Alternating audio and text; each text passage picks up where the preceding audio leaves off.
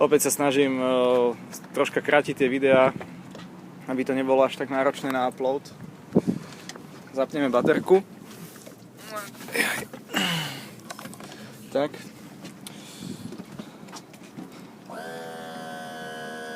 Takto dávame motor dole.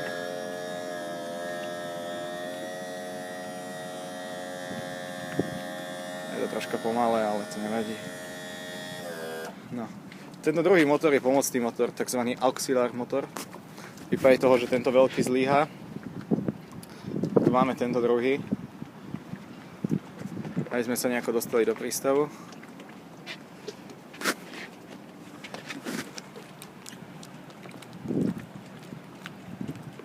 No, takto je to vlastne pohľadom. Tu máme kompas.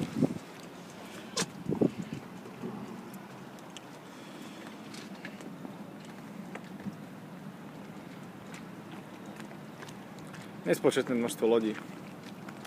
Tento čln, tento Zodiac je zo školy, Escuela de Vela. To je rybárska loď. Všetko toto viac menej sú rybárske lode, ktoré sú tu.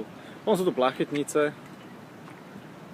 Taktiež sú tu aj motorové lode, ktoré majú okolo 15 až 20 metrov. Ale tak tie sa pohybujú v cenových reláciách okolo 80 000 eur, čo je troška veľa. Táto loď, táto Aila Dos je loď Pesca Submarina. Znamená, že tuto vlastne traja chalani, ktorí robia Pesca Submarina, to je hartunovanie ryb pod vodou.